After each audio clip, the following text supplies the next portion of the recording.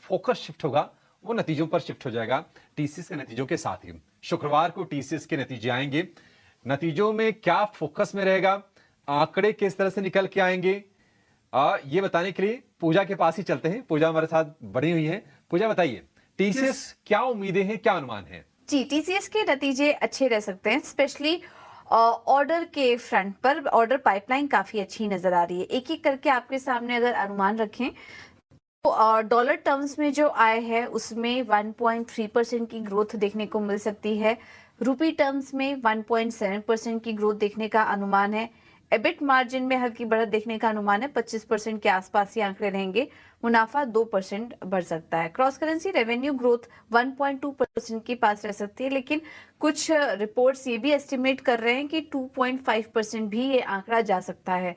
तो इस फ्रंट पर भी हम देखेंगे कि नंबर्स अच्छे दिखाई दे रहे हैं। अब इन नतीजों पर क्या कुछ इंपॉर्टेंट रहेगा इस बार देखना। पहले तो इस तिमाही छुट्टियां कम थी और बीएसएनएल की भी एक बड़ी डील लगी कंपनी के हाथ, जिसके चलते माना जा रहा है कि इनके आय में काफी अच्छी ग्रोथ दिखाई देगी। बीएफएसआई सेगमेंट में भी काफी अच्छा प्रदर्शन देखने की उम्मीद है, वहां कुछ रिकवरी देखने को मिलेगी। इनका जो मैन्युफैक्चरिंग सेगमेंट है वहां से भी अच्छे ग्रोथ देखने का अनुमान है।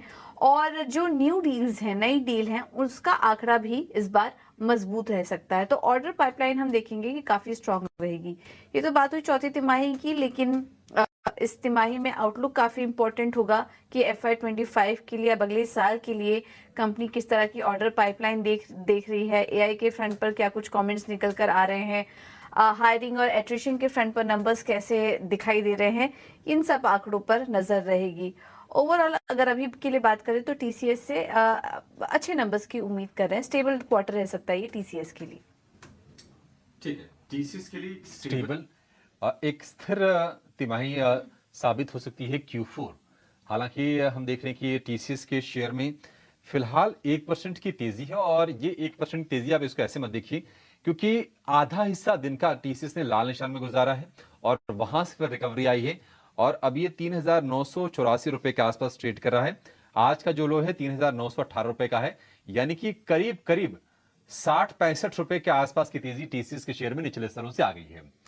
टीसीएस, सुदीप जी आप बताइए, नतीजों से पहले कैसा इसको ट्रेड करना है? हालांकि शुक्रवार को भी दिन का सत्र बाकी रहेगा क्योंकि नतीजे तो बाजार बंद होने के बाद आएंगे। किस तरह से ट्रेड करना है इसको?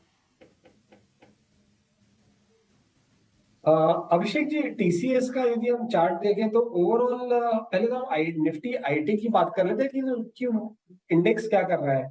अगर हम निफ्टी आईटी इंडेक्स की बात करें तो इंडेक्स पिछले 1.5-2 महीने से एक डाउन ट्रेंड में है। जो इंडेक्स का एक सपोर्ट जोन था 36,200 का, अब इंडेक्स उसके नीचे पिछले 10-12 दिन से सस्टेन भी कर रहा है। जो 10 और 20 दिन की एक्सपोनेंशियल मूविंग एवरेजेस भी है, ये उसी के नीचे पिछले 10-11 दिन से सस्टेन कर रहा है। और वहीं पे एक गैप एरिया भी है जो 35,400 के करीब है, 35,500 के करीब है, 500-550 के करीब है। तो मुझे लग रहा है जब तक ये 35,600 का जो लेवल है निफ्टी आईटी पे वो क्रॉस नहीं होता है, 20 दिन का एक्सपोनेंशियल मूविंग एवरेज भी वहीं पे वो क्रॉस नहीं होता है, तब तक मुझे लग रहा है कि थोड़ा कंसोलिडेट और कर सकता है।